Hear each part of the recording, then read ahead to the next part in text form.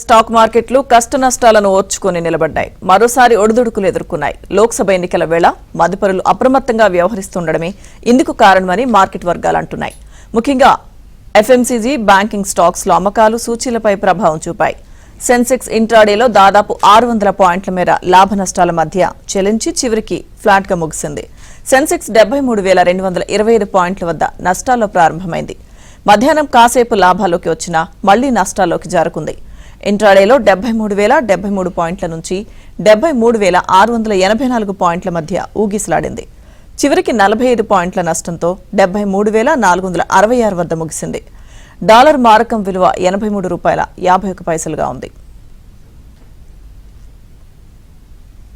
ఇందుకు కారణమని మార్కెట్ వర్గాలు అంటున్నాయి. ముఖ్యంగా ఎఫ్ఎంసీజీ, బ్యాంకింగ్ స్టాక్స్ లో అమ్మకాలు సూచీలపై ప్రభావం చూపాయి. సెన్సెక్స్ ఇంట్రాడేలో దాదాపు 600 పాయింట్ల మేర లాభ నష్టాల మధ్య చెలించి చివరికి ఫ్లాట్ గా ముగిసింది. సెన్సెక్స్ 73,225 పాయింట్ల వద్ద నష్టాల్లో ప్రారంభమైంది. మధ్యాహ్నం కాసేపు లాభాల్లోకి వచ్చినా మళ్లీ నష్టాల్లోకి జారుకుంది. ఇంట్రాడేలో 73,073 పాయింట్ల నుంచి 73,684 పాయింట్ల మధ్య ఊగిసలాడింది.